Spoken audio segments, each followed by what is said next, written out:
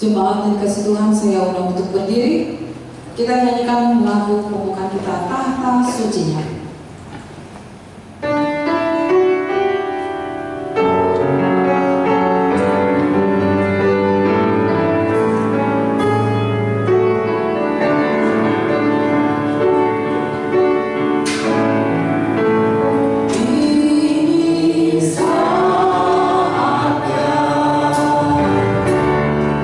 Berdiri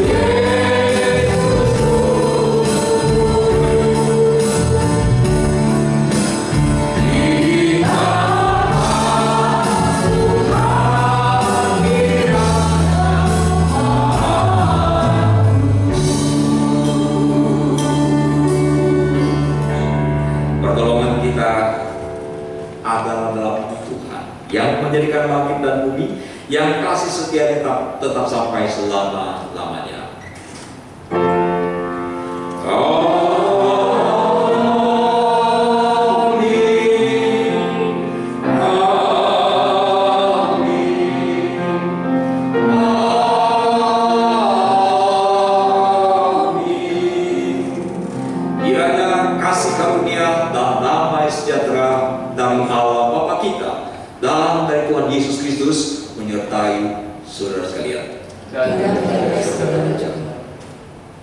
Jemaat duduk kembali. Ibadah kita minggu hari ini diberi tema ibadah bukan mencari kesukaan, yang akan disampaikan oleh Pendeta Ji dan merupakan nats penuntun bagi kita pada hari ini, diambil dari Mazmur 150 ayat 1. Haleluya, pujilah Allah dalam tempat kudusnya, pujilah Dia dalam cakrawalanya yang kuat. Kita memuji Tuhan kembali saat ku menyembah.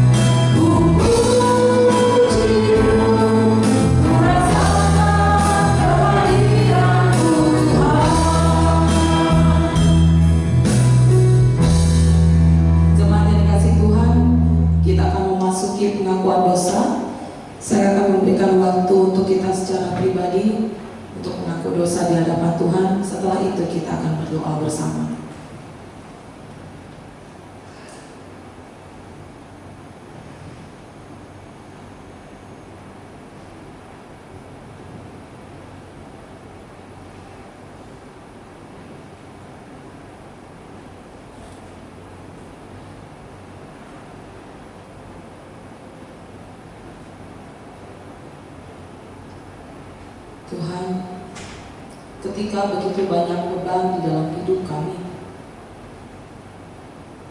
yang kami tahu hanya datang kepadamu merupakan tempat yang terbaik. Begitu banyak dosa yang kami lakukan dalam hidup kami, baik yang kami sengaja maupun tidak kami sengaja. Kami telah berdosa terhadap Engkau, kami berdosa terhadap sesama kami, bahkan kami mendustai hati kami sendiri. Banyak dosa yang telah kami lakukan di dalam pikiran, perkataan, dan perbuatan kami. Kami sungguh tidak layak disebut sebagai anak-Mu. Ampuni kami Tuhan, kasihani kami Roh Kudus. Biarlah darah-Mu yang telah Kau curahkan untuk menyucikan kami dari dosa bisa mengubahkan kami di dalam pikiran kami, perbuatan kami, dan perkataan kami untuk semakin seturut dengan kehendak-Mu. Terima kasih Tuhan. Dalam nama Yesus kami menaikkan doa ini. Amin. Kita sambut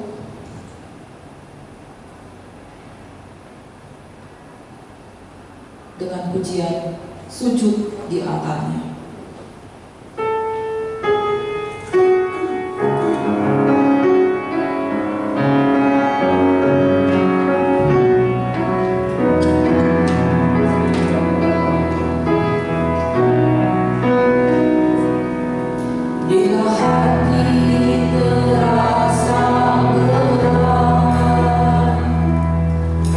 Seorang pun mengerti bebanku.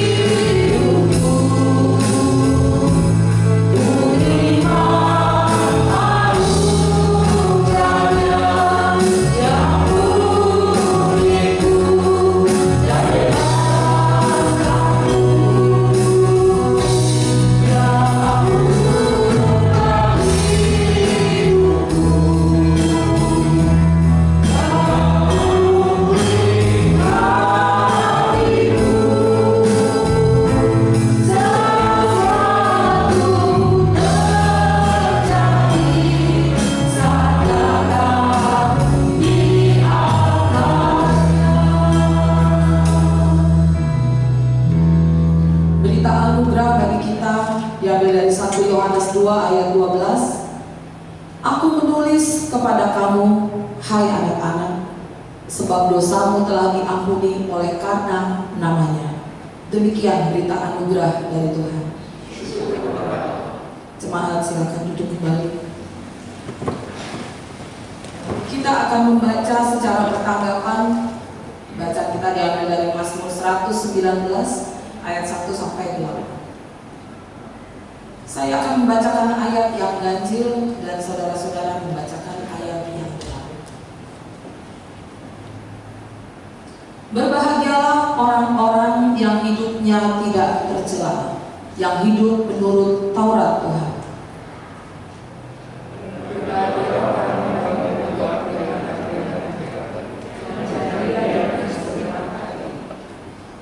Yang juga tidak melakukan kejahatan, tetapi yang hidup menurut jalan-jalan yang ditunjukkannya.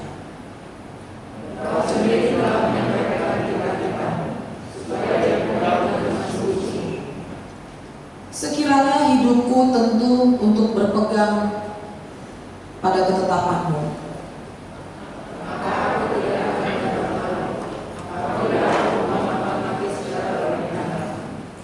Aku akan bersyukur kepadamu dengan hati jujur apabila aku belajar hukum-hukummu yang adil.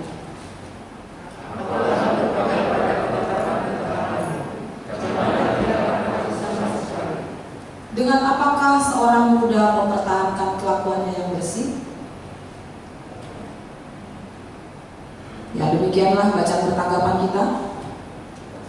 Kita akan mendengarkan firman Tuhan yang akan disampaikan oleh Pendeta Ji Mahoni. Kita nyanyikan pujian Satu Hal Yang Merindu.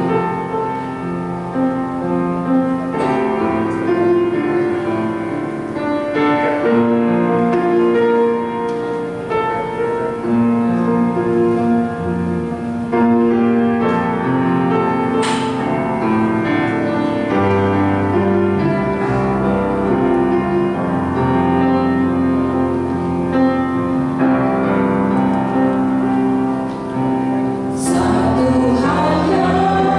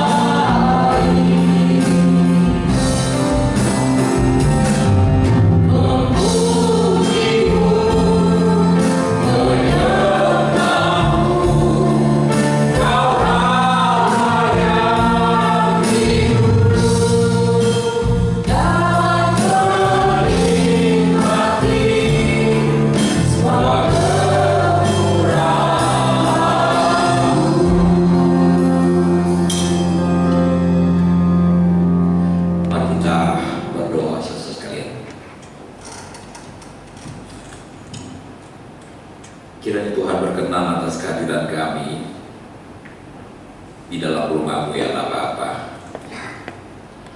Sekarang kami akan membaca dan merenungkan firman-Mu. Berilah Roh Kudus yang lagi-lagi akan mencerahkan hati dan pikiran kami. Berikan hamba-Mu kata-kata yang pas untuk menjelaskan kebenaran-Mu, sehingga kebenaran-Mu tidak perlu ditafsirkan lagi, dimengerti dan dimampukan untuk melakukannya. Di dalam Yesus Allah kami memohon. Amin. Silakan kembali saudara. Ibrani pasal yang ke-12 ayat 28. Ibrani 12 ayat ke-28. Mari kita bacakan bersama ayat ini, hanya satu potong saja saudara. 1, 2, dan 3. Jadi karena kita menerima kerajaan yang tidak tergoncangkan, marilah kita mengucap syukur dan beribadah kepada Allah menurut cara yang berkenan kepadanya dengan hormat dan takut. Demikianlah firman Allah.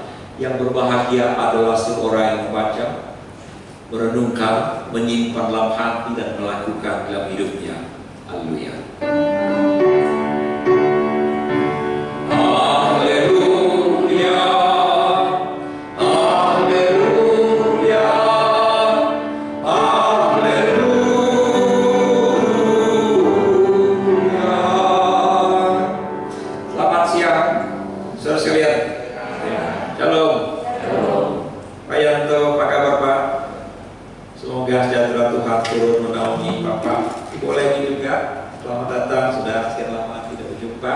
Pandemi sudah berlalu, harap semua sudah boleh aktif lagi.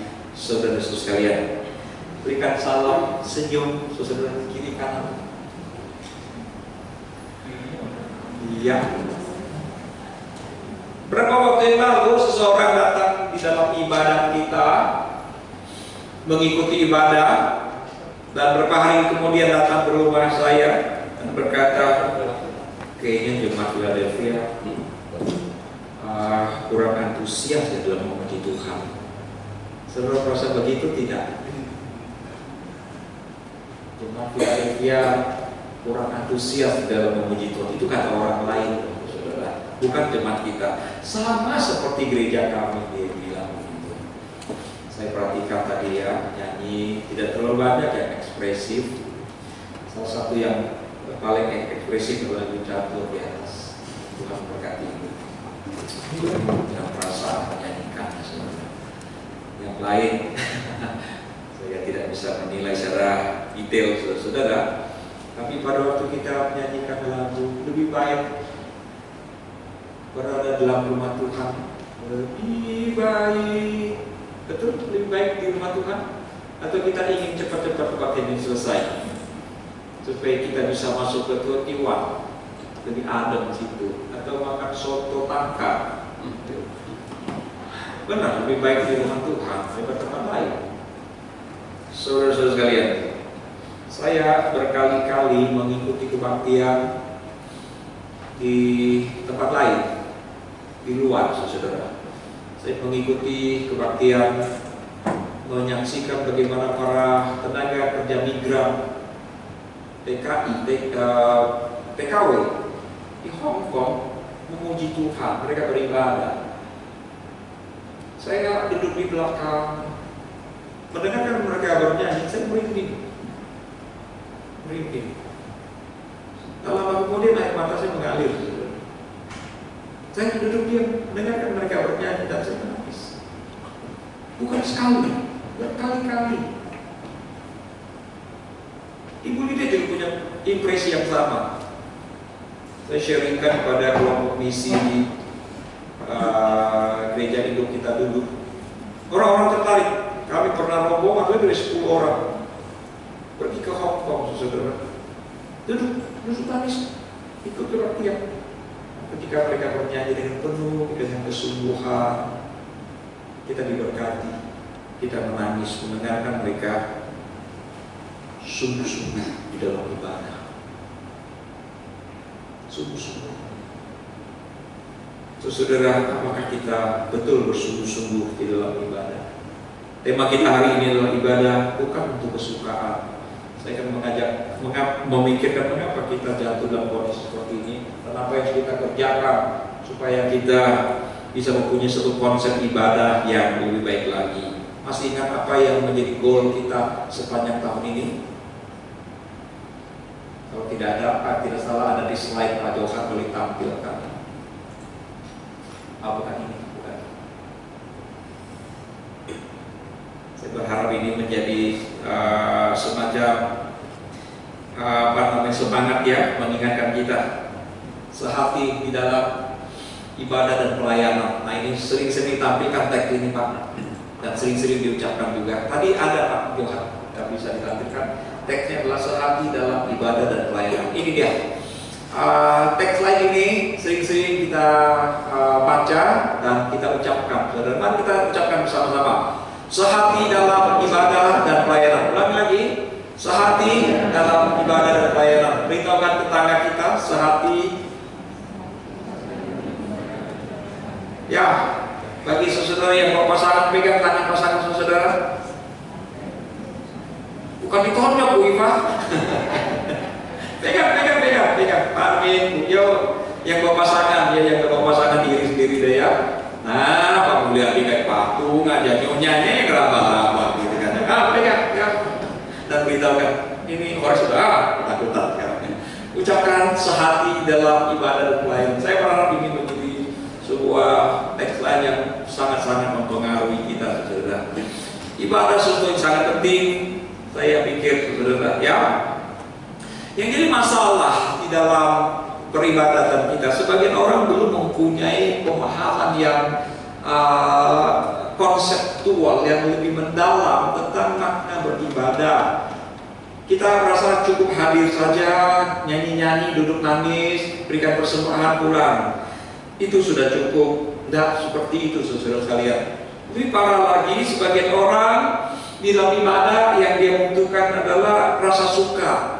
Saya suka hari ini, saya diberkati hari ini, saya merasa cocok nih, ibadahnya cocok dengan saya, sesuai dengan selera saya, sesuai dengan mood saya. Saya enjoy. Saudara, ada orang yang mempunyai kemauan seperti ini. Di dalam Ibrani 12 yang kita baca tadi, mari keluarkan lagi ayat ini, mari kita pelototin bersama-sama 3 baris terakhir saudara. Dan beribadahlah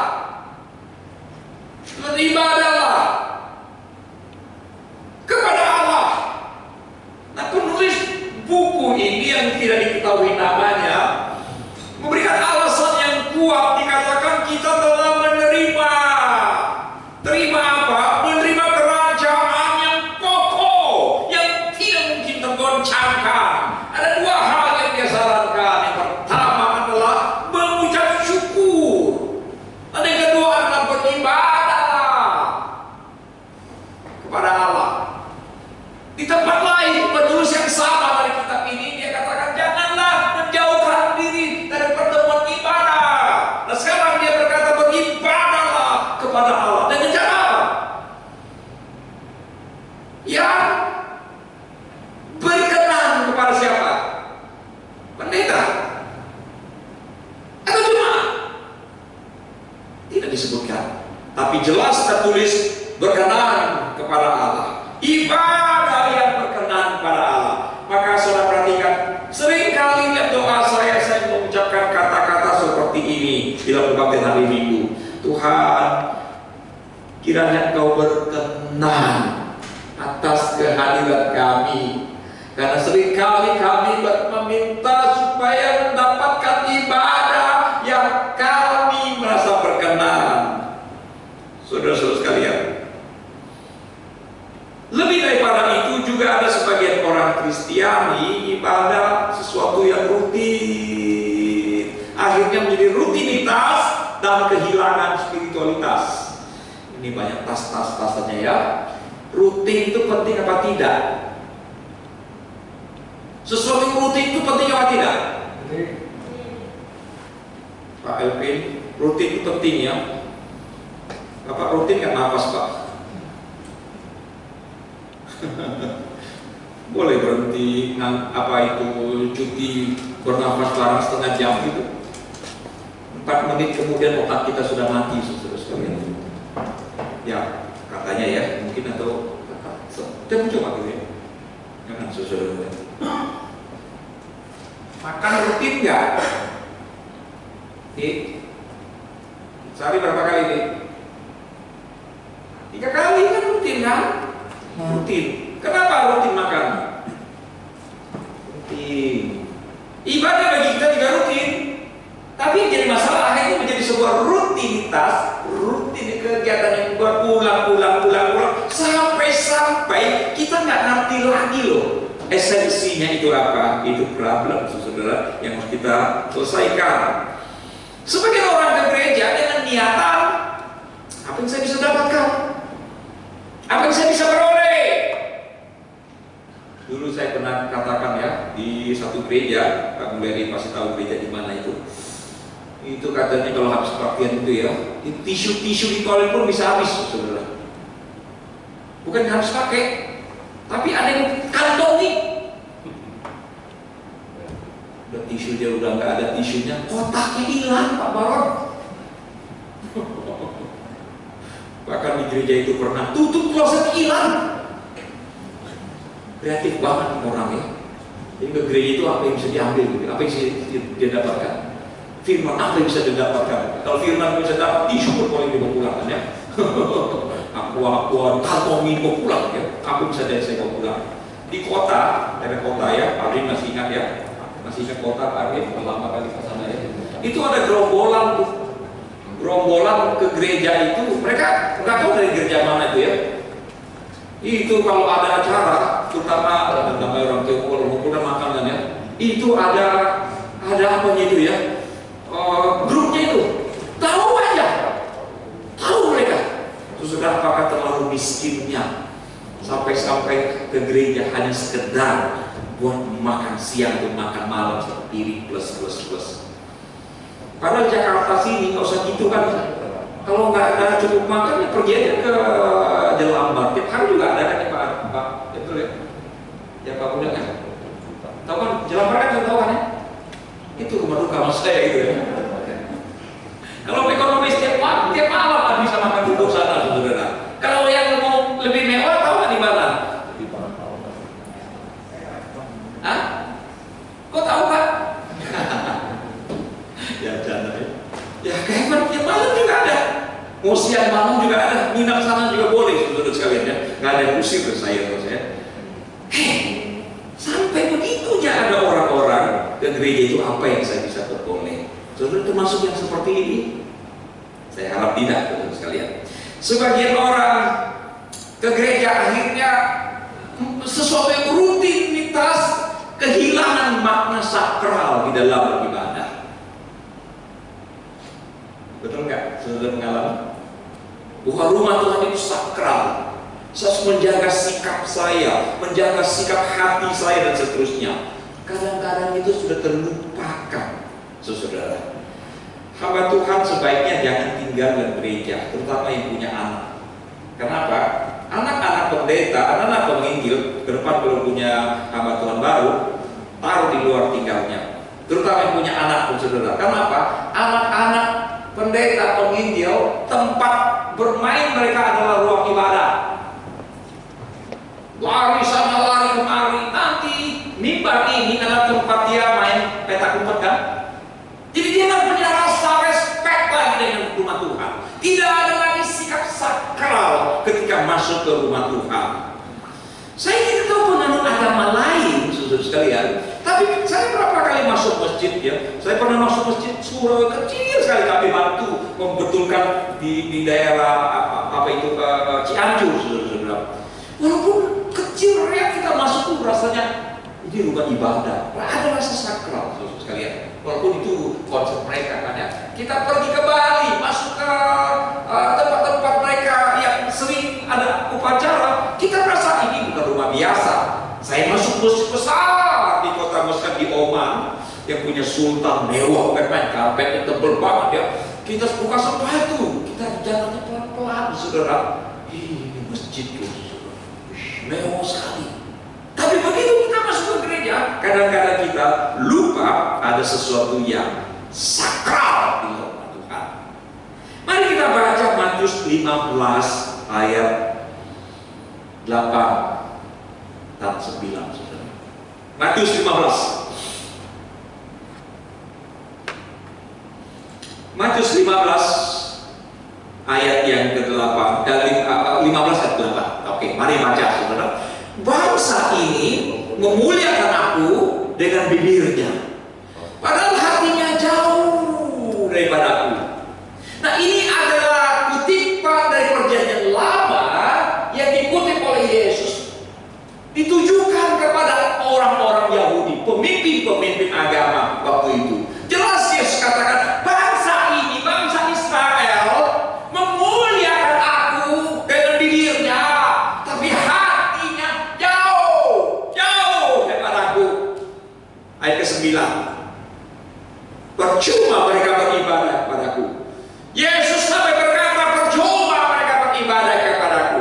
Saudara-saudara sekalian, jemaat Philadelphia, kalau kita datang ke rumah Tuhan, kita beribadah, mulut kita manis, lebih baik satu hari di pelataranmu daripada 1000 hari di tempat lain. Nyanyi kita bagus, please, hati kita betul tidak dekat pada Tuhan? Kalau tidak, Yesus berkata, percuma ibadahmu. Saudara sekalian, yang Tuhan mau bukan kita yang berkenan, Dia yang berkenan atas kehadiran kita. Supaya kehadiran kita dalam ibadah itu diperkenan oleh Tuhan, maka perhatikan ayat yang ke-8 tadi. Ayat 8, Matius 15. Hatinya dekat kepada aku. Ini penting, saudara. Ini bicara apa? Bicara relasi, relasional. Berapa tahun lalu saya pernah menjelaskan makna ibadah, kata ibadah. Ada beberapa istilah Yunani yang dipakai, tapi yang paling banyak dipakai adalah istilah proskuneo. Proskuneo ini bukan karakter kartun Jepang ya. Proskuneo itu maknanya ada 3. Ibadah menggunakan istilah proskuneo. Yang pertama itu artinya berciuman. Berciuman ini sesuatu yang sifatnya sangat personal. Tidak boleh sembarangan orang. Ini adalah hubungan yang sangat intim antara pribadi-pribadi tertentu. Siapa yang boleh mencium saya? Ada yang mau cium saya di sini? Saya tolak. Anak-anak saya boleh cium saya? Boleh. Kalau masih kecil, di bagian manapun dia boleh mencium. Tapi kalau sudah besar, mulut saya boleh cium. Baru-baru ini kan ada kasus, bukan? Ada tokoh agama internasional yang mencium mulut seorang bocah. Itu jadi urusan. Anak remaja. Itu jadi urusan. Saudara, nah, bapak-bapak pasti nggak bisa merasakan. Ibu-ibu yang sudah pernah melahirkan anak, pada waktu anak itu dipeluk, dicium, itu sensasinya seperti apa? Ibu Iva masih ingat nggak? Pak Hendro nanti nggak Ibu Iva ketika mencium si Josafat waktu masih kecil? Kita nggak bisa menjelam, Pak, karena kita tidak pernah melahirkan. Atau Bapak pernah melahirkan? Gak mungkin kan? Ya, Ibu Ida nanti sebentar lagi kan ya, ketika bayi itu lahir, ibu pasti akan menunduknya dan pasti menciumnya kan? Siapa yang belum menciumnya? Ibu mencium. Kami kaum pria nggak akan bisa mengerti. Tapi bapak-bapak pernah cium anak-anak waktu masih kecil kan? Pasti mesti kan Pak waktu anak masih kecil? Pernah cium nggak Pak? Gak pernah ya Pak? Pasti pernah. Apa rasanya? Mereka udah pernah tim? Belum punya anak kan? Coba bayangkan ya bapak-bapak ketika mau peluk anak kita baru lahir ya. Nanti Pak, tunggu waktunya Pak. Peluk ya, dicium, nikmat sekali saudara. Nggak bisa kita lukiskan dengan kata-kata. Itulah makna proskuneo, eksklusif, kedekatan yang luar biasa. Luar biasa. Nah, ini juga menggambarkan kedekatan kedekatan suami dan istri. Bukan yang lain ya. Sebelah rumah itu nggak ada hubungan, bapak-bapak ibu, nggak ada urusan dengan sebelah ya. Itu hanya eksklusif suami dan istri. Dan itu sesuatu yang dahsyat, luar biasa. Seperti itu istilah ibadah proskuneo. Yang kedua, proskuneo itu seperti apa? Itu gambar dan dua kata. Pros itu artinya dekat, dan kuon itu anjing. Masih ingat ya saya pernah jelaskan ini? Jadi istilah proskuneo makna kedua dari bahasa Yunani adalah seperti seekor anjing mencium tangan ataupun kaki dari tuannya. Anjing nggak akan sembarangan cium loh. Bagi yang punya anjing ya, nggak akan sembarangan. Tapi kalau kita gelagatnya nggak baik, digigit dia. Khusus kalian. Nah, saya berkali-kali mengatakan saya termasuk yang tidak begitu menyukai kan ya. Tapi karena sudah ada di rumah, saudara, ya kadang saya juga kasih makan. Cara untuk menaklukkan anjing adalah beri dia makan. Siapa yang lebih sering memberikan dia makan, itu akan menjadi tuannya. Saudara, saya keluar kamar, dia akan keluar, langsung dia jilat. Saya geli, saya nggak betah, saudara. Tapi dia suka jilat. Anak-anak saya bilang, itu cara dia, saya papi gitu ya. Aduh. Ya udah, lama-lama saya terima aja ya. Habis itu apa yang saya lakukan adalah ya jilat saya begini.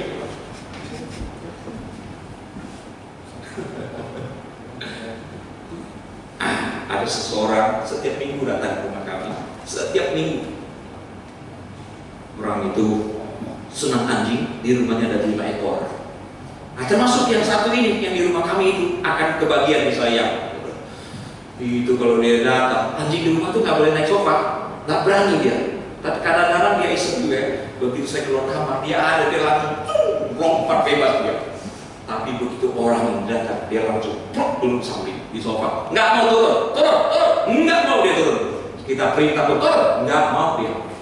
Berapa lalu kamu ini datang duduk ketiduran, kelap capean, saya lagi ketik. Saya lihat anjing naik, duduk dia. Setelah duduk dia naik ke badannya, yang dia lakukan.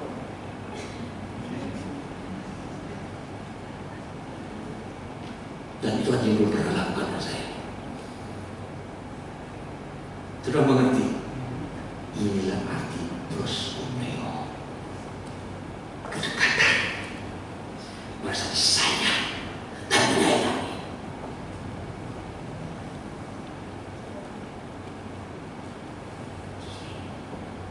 Punyakah kita seperti itu?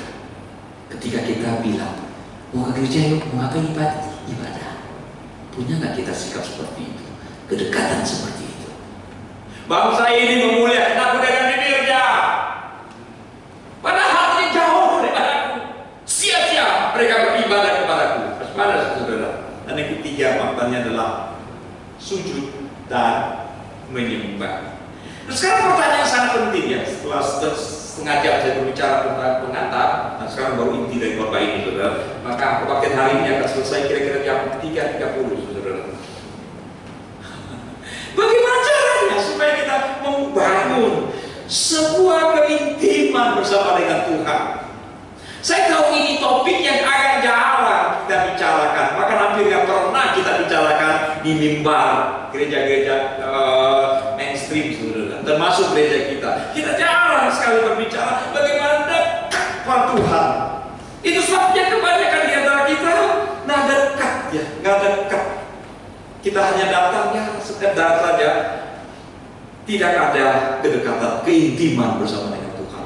Apa yang kita lakukan, saudara? Saya menawarkan satu konsep supaya kita pikirkan mendalam bagaimana caranya kita membangun keintiman bersama dengan Tuhan. Kata kuncinya adalah temukan lebih banyak aha momen bersama dengan Allah. Aha. Istilah aha ini penting sekali. Nah, ini bukan istilah yang saya temukan.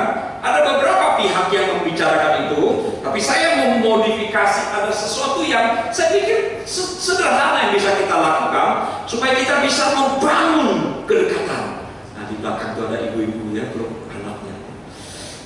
Belum, itu nikmat sekali. Selesai. Nah, saudara ketika menemukan masalah, bagaimana respon kita ketika hadapi masalah? Katakan muncul? Masih ada orang sini? Kata-kata apa yang sering muncul? Waduh, apa ini?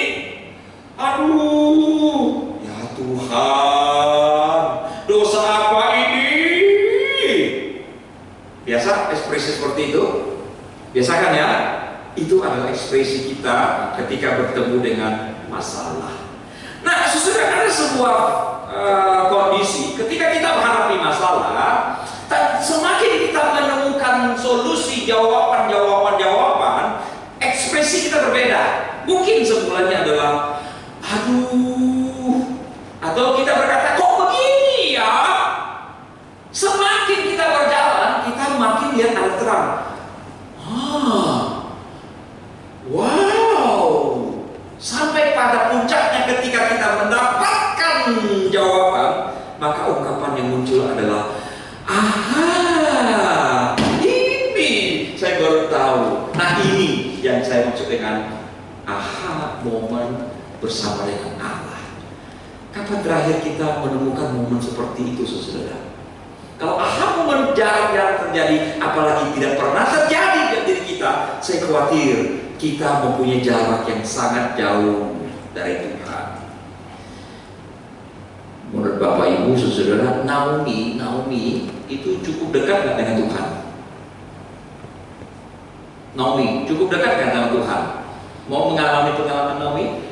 Mengalami kelaparan di Bethlehem, mengungsi di negeri asing Moab. Suaminya meninggal. Ibu-ibu, suami meninggal senang apa enggak? Maafkan saya. Nggak ada. Saya tahu ibu kita ini masih sekali terluka karena suami meninggal. Saya tahu ini sesuatu yang berat, saudara. Ini pun terjadi pada Naomi. Tidak lama kemudian anaknya laki-laki mati. Anaknya laki-laki mati lagi. Saudara, dia bisa intim bersama dengan Tuhan kalau hambatan ini belum dia selesaikan. Gak bisa, saudara. 10 tahun kemudian ketika kembali ke Bethlehem, dia masih komplain pada Tuhan. Dia berkata, "Ya Maha Kuasa telah melakukan banyak kepahitan dalam hidupku." Dia masih merasa pahit benar di hadapan Tuhan. Dia tidak menemukan aha momen dalam hidupnya. Paling tidak ketika dia sampai di Bethlehem dari Moab, anak bungsu di dalam perumpamaan Yesus. Saudara sekalian, setelah dia jatuh habis ya, dari kaya raya terus habis, mengalami kelaparan habis-habisan, sampai makanan babi pun dia tidak dapatkan. Saudara, itu adalah masa yang dimana dia paling terpuruk dalam hidupnya. Tapi di sanalah dia menemukan aha momen yang luar biasa. Aku ini telah bersalah kepada langit, aku telah berdosa kepada Bapa.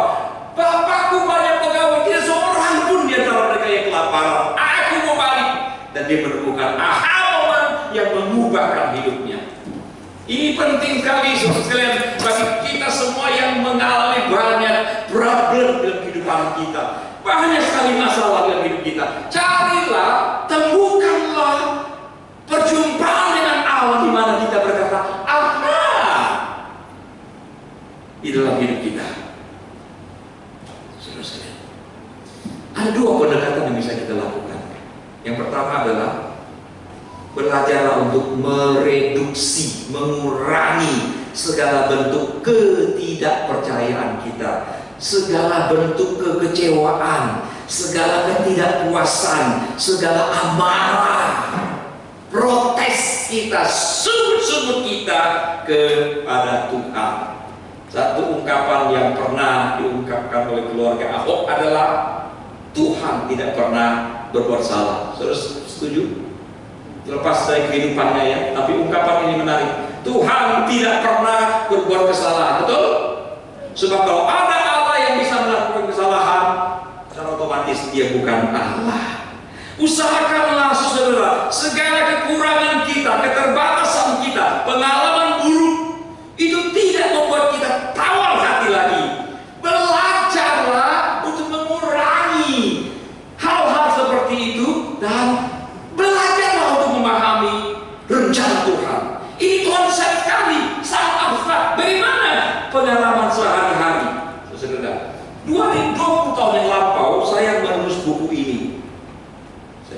tidak banyak yang tahu ya. Saya menulis buku ini, judulnya Iman Seteguh Batu Karang.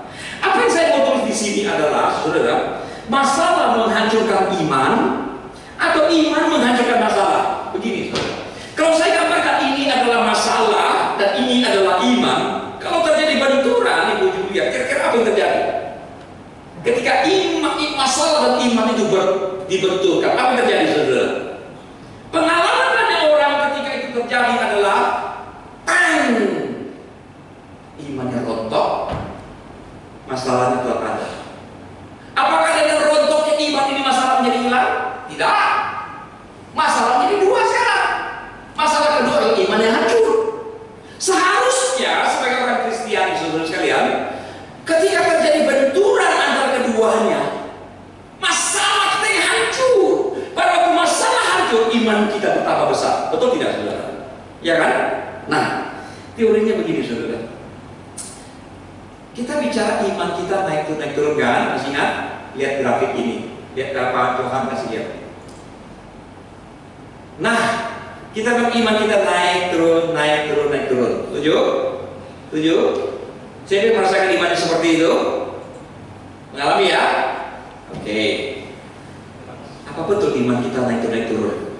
Kalau lihat trennya, itu makin turun loh. Naik dikit, turun, naik lagi. Tidak sampai ke titik semula kan? Turun lagi, makin turun lah ini. Kita akan naik turun, pada turun terus kan ya? Nah, sudut pandang kedua, lihat slide ini. Ini yang pertama tadi ya. Yang kedua, ini dia. Ini turunnya malah di bawah nol kan ya? Kita udah naik turun, oke, nggak apa-apa. Katakanlah iman kita naik turun.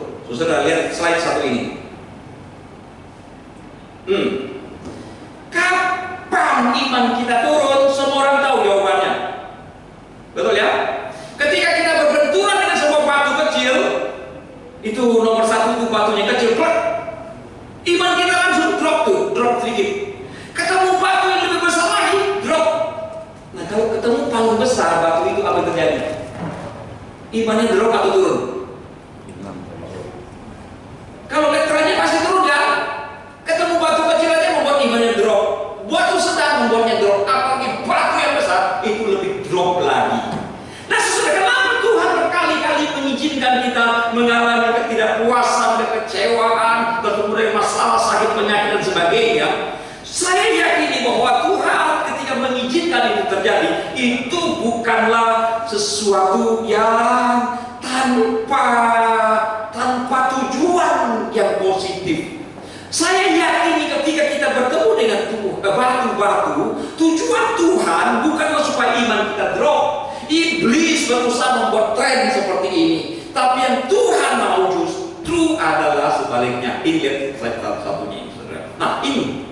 Jadi ketika kita berjalan bersama dengan Tuhan, kita bertemu dengan batu, iman kita bukannya drop, mestinya naik sedikit.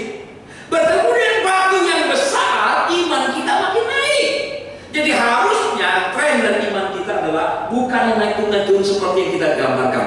Naik ketemu batu, naik lagi ketemu batu, naik lagi seterusnya. Ini idealnya begini, saudara. Dalam kenyataan mungkin tidak selalu banyak begini. Idealnya seperti ini yang kita harap terjadi. Seperti apa contohnya, saudara sekalian? Mari saya berikan contoh sederhana. Saudara mungkin masih ingat saya pernah singgung ini bertahun-tahun yang lampau. Ibu-ibu mendapati ada suami yang tidak dekat Tuhan nggak? Jarang berdoa, kebaktian tidak serius dan sebagainya. Ada seperti ini. Pengen punya suami yang rajin berdoa dan saleh seperti itu mau? Masih ingat triknya? Ada dua. Satu, ibu-ibu mengandung lagi. Doakan kandungannya bermasalah. Saya udah berapa kali temani bapak-bapak ya, menemani istrinya mau melahirkan. Ada yang dokternya bilang, Pak, banyak berdoa, ini gak ada masalah. Bapak-bapak ketika mendengarkan dokter berkata istrinya yang akan melahirkan itu kandungan bermasalah, saudara-saudara, apa yang akan terjadi kira-kira? Siapa takut banyak yang antri gitu, problem banget kan? Saya lihat bapak itu langsung berdoa ya. Doa. Dia selama ini mungkin nggak mau berdoa, dia langsung berdoa. Doa. Setelah hamil, dia masih nggak puas, dia doa lagi. Berdoa terus. Jadi kalau ada yang tidak serius dan tidak suka berdoa, berdoa coba hamil lagi. Nah, yang kedua, saya udah tua Pak, nggak bisa hamil lagi. Ada cara kedua. Caranya gimana masih ingat? Ketika suami pergi keluar kota naik pesawat, doakan supaya pesawatnya ada masalah. Tentu ini intermezzo saudara ya, nggak sekejap itu gitu kan ya. Nah saya tanya bapak-bapak, ketika kita naik pesawat, tiba-tiba mesinnya mati satu, saudara mau lakukan apa sekarang? Buka jendela, betulin mesin? Tidak mungkin. Komplain ke Tuhan, dosa saya apa Tuhan? Enggak. Pada waktu kita bertemu batu di dalam momen seperti ini, yang kita lakukan adalah, Tuhan saya belum siap Tuhan. Oh Tuhan ampuni saya Tuhan. Beri saya waktu Tuhan. Kalau Tuhan berikan saya waktu, saya akan memberikan persembahan iman. Nah, tadi nggak mau kan? Saya akan menjadi pendeta Tuhan. Oh Tuhan, begini Tuhan. Saya bersedia jadi majelis Tuhan dan sebagainya. Tadi nggak mau kan? Ngerti nggak maksud saya saudara? Ini hanya intermezzo saudara. Jangan pernah doakan seperti itu kan ya. Dan Tuhan nggak akan mendengarkan. Ini hanya sebuah contoh. Artinya apa? Sebetulnya yang Tuhan mau ketika kita bertemu dengan batu itu adalah kita dekat kepada Dia. Bukan mengambil jalan sebaliknya makin jauh. Yang Tuhan mau adalah ketika kita bertemu dengan batu kecil, kita dekat kepada Dia. Bertemu dengan batu yang lebih besar lagi, kita makin dekat kepada Dia. Makin besar batu kita, makin kita dekat kepada Dia. Paham sekarang saudara? Jadi batu-batu yang menghalangi kita untuk intim dengan Tuhan itu harus kita singkirkan. Bahkan jadikanlah batu-batu itu sebagai lompatan yang membuat kita makin dekat dan makin dekat. Yang kedua, cara kedua adalah milikilah kekaguman kepada Tuhan. Kagum. Saya tahu ini sesuatu yang tidak terlalu sering ya, kita bicarakan di gereja kita tidak terlalu sering bicara tentang perasaan ya, kita terlalu banyak bicara tentang logika teologi tentang itu, tapi emosi itu jarang kita expose saudara, jarang kita bicarakan. Di dalam ibadah kita ya, kita kurang peka dengan perasaan kehadiran Tuhan di dalam hidup kita kurang merasakannya. Saudara, kalau kita pergi ke kebun bunga ke Belanda, bunga tulip yang bagus sekali, bunganya bagus, warnanya bagus, seragam sekali, kita hanya hebat banget ya, ya kan? Sejauh itu. Kalau kita mau lanjutkan, kita petaninya hebat banget ya. Lebih jauh lagi kita, pemerintah Belanda hebat ya, memfasilitasi petaninya bisa tanam begitu bagus ya. Berapa banyak di antara kita ketika melihat bunga itu kita berkata, dahsyat yang menciptanya, dahsyat Tuhan bisa membuat bunga tulip begitu indah. Saudara, ketika kita melihat lukisan Mona Lisa, kita gila ya, hebat banget lukisan ini. Tapi kita seringkali melupakan Leonardo DiCaprio yang membuat lukisan itu, saudara. Ya kan? Kita hanya kagum sebatas itu. Nah saudara, saya mau katakan adalah, mari kita belajar kembali untuk selalu terpesona dengan Tuhan. Kapan terakhir kita mau cari Tuhan? Lupakan itu saudara. Kita singkirkan banyak hal seperti itu. Singkirkan itu. Nah mari sekarang masuk babak baru. Kita sering-sering terpesona. Aku terpesona. Bukan dengan sebelah rumah saudara, tapi belajarlah untuk terpesona kepada Tuhan. Dan ketika kita masuk ke satu ruangan, kita ada sinar yang indah, lampu-lampu indah. Pernah kita berkata, oh Tuhan, luar biasa Engkau Tuhan, memberikanku mata. Aku bisa lihat warna-warni, bisa lihat warna merah, warna hijau, kuning, biru. Karena ada orang-orang tertentu tidak punya kemampuan melihat warna-warni. Saudara merasa kagum nggak? Wah, terima kasih udara yang luar biasa ini. Karena terakhir kita terkagum-kagum kepada Tuhan. Itu membuat kita semakin hari semakin hormat dan respect kepada Dia. Maka beberapa tahun lalu saya sarankan kita minimal sehari 3 kali ingat dengan Tuhan. Kalau perlu sesering mungkin ingat Tuhan. Saya tahu ini barang telah mencuri waktu kita untuk refleksi bersama dengan Tuhan. Sehari buka HP berapa kali? Yang sekali-kali? Berapa banyak yang sekali-kali? Simpan waktu malam baru buka. Ada yang seperti itu? Enggak ya? Siapa yang berulang-ulang sehari, sejam berulang-ulang? Sejam 60 menit dia sampai 80 kali ya. Berarti enggak 1 menit dia sekali gitu ya. Berulang-ulang, saya termasuk berulang-ulang saudara. Karena itu kita harus menyadari, bukan berarti ini enggak penting saudara.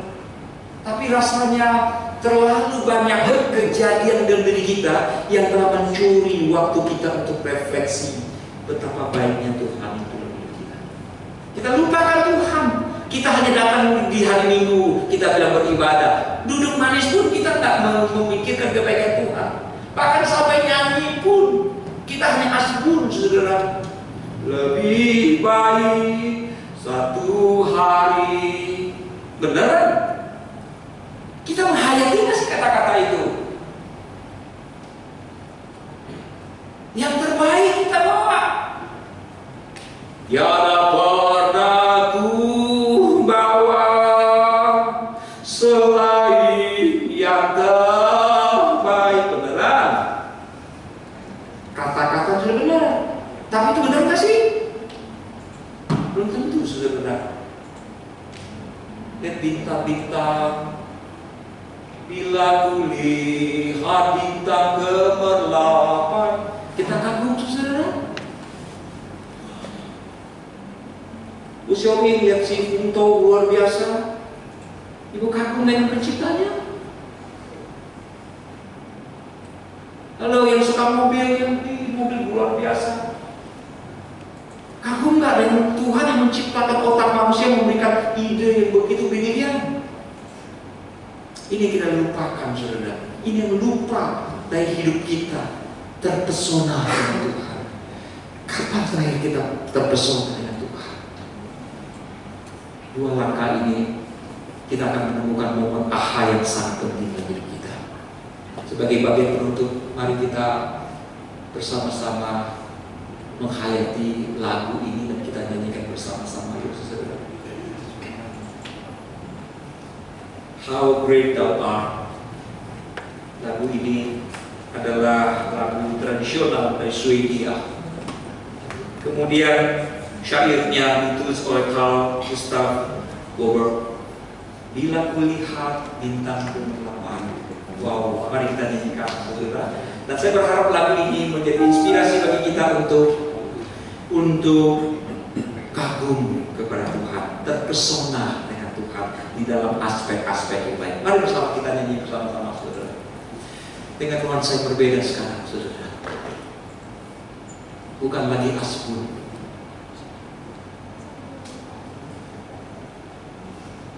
Saya rasa belum ada suaranya.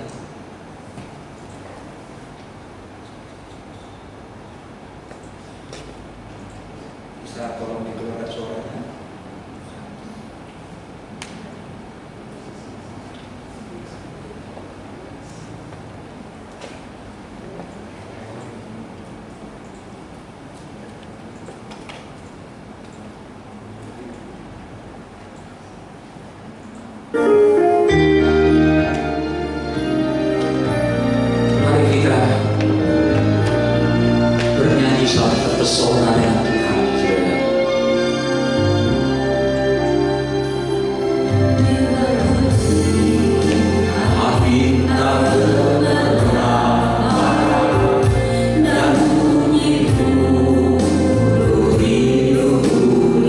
Bersama-sama saudara.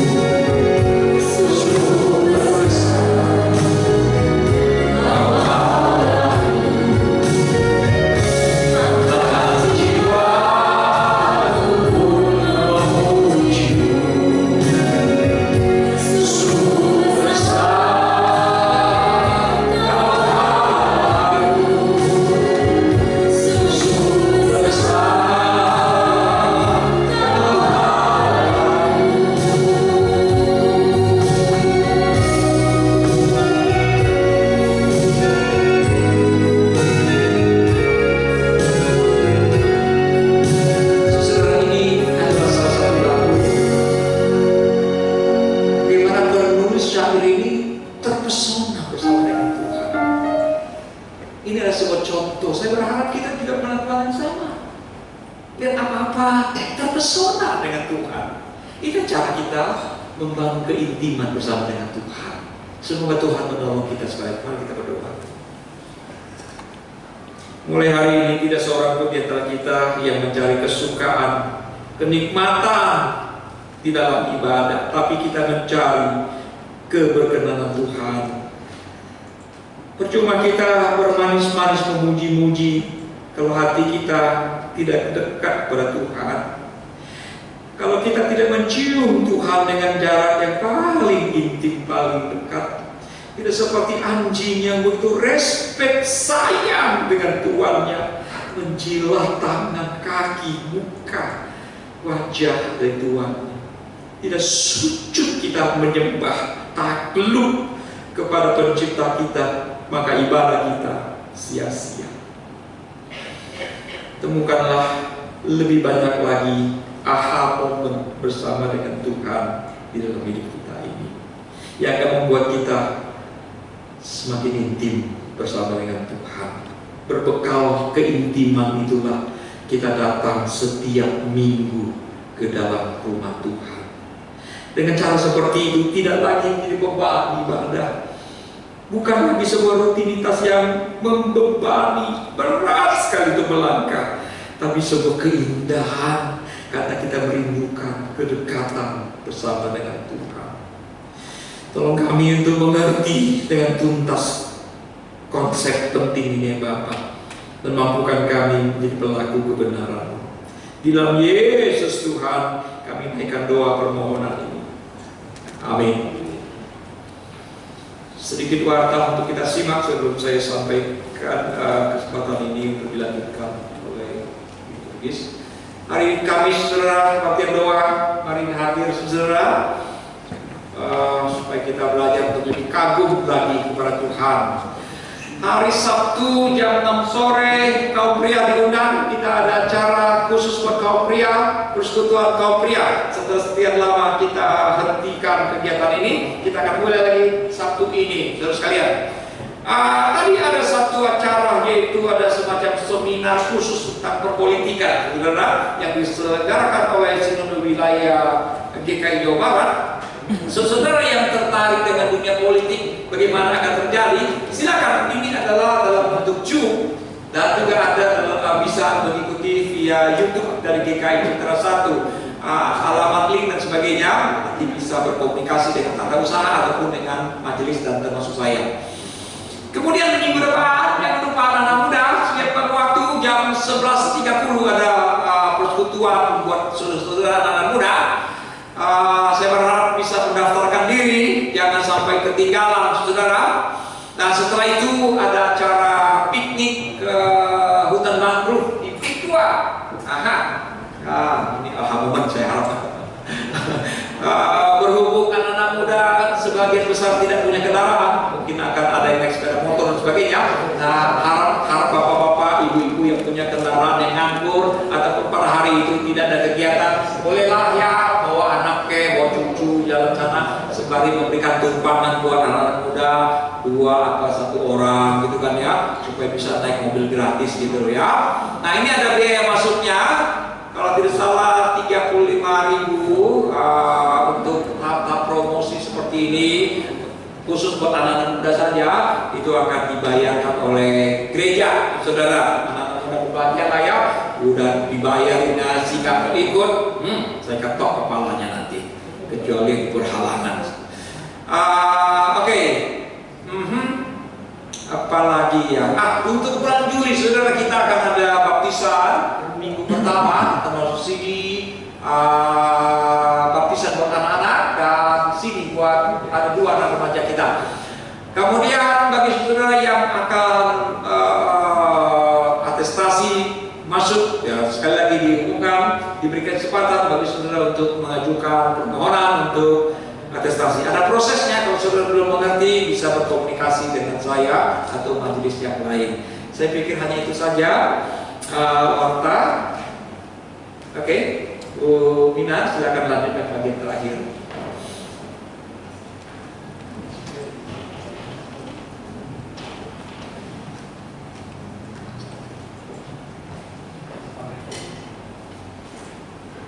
Saudara-saudara, marilah saya untuk berdiri.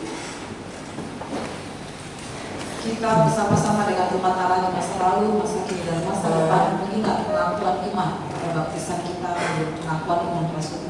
Bersama-sama kita mengucapkan, aku percaya kepada Allah, Bapa yang Maha Kuasa, Allah yang langit dan bumi, dan kepada Yesus Kristus, Anak yang Tuhan berhati, yang dikatakan daripada Roh Kudus, lahir dari anak darah Maria, yang menderita sesuai di bawah pemerintahan Pontius Pilatus, disalibkan, mati dan dikuburkan, turun ke dalam kerajaan Allah.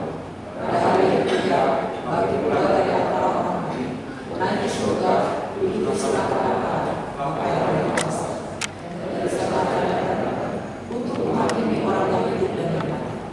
Aku percaya kepada Roh Kudus, gereja yang kudus dan persekutuan Roh Kudus, pengampunan dosa, kebangkitan orang mati, dan hidup yang kekal. Amin. Silakan duduk kembali. Kita akan memberikan persembahan kita. Nas persembahan untuk kita diambil dari Yunus 2 ayat 9. Tetapi aku dengan ucapan syukur akan mempersembahkan korban kepadamu. Apa yang kudasarkan akan kubayar. Keselamatan adalah dari Tuhan. Persembahan kita akan diiringi dengan pujian. Apalah arti ibadah? Apa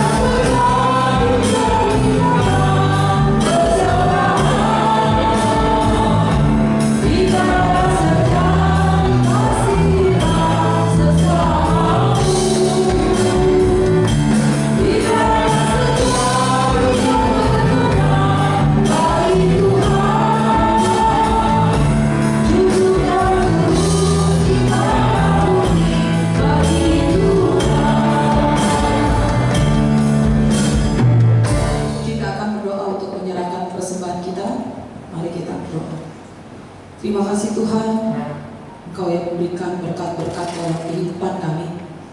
Sebagian daripada itu kami bawa ke rumah-Mu yang kudus. Biar Engkau berkati Tuhan, agar dapat dipakai untuk pekerjaan pelayanan di tempat ini.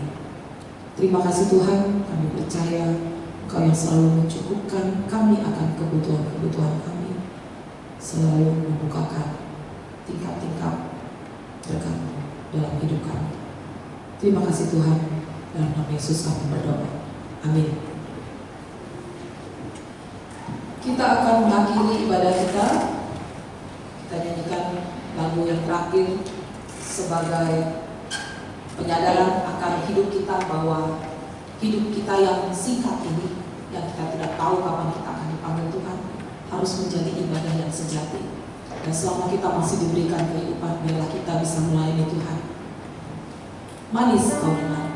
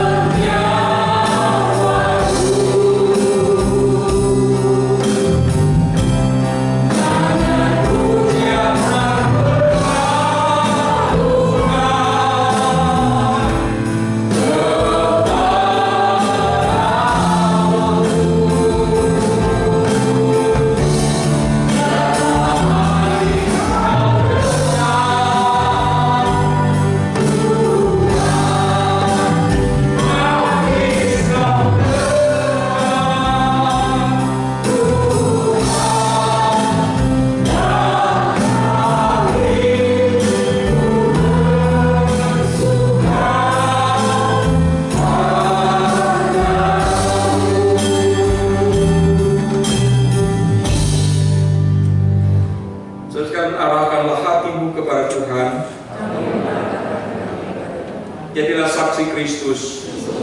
Terpujilah Tuhan. Terimalah berkat Tuhan. Tuhan memberkati engkau dan melindungi engkau. Tuhan menyinari engkau dengan wajah-Nya dan memberi engkau kasih karunia.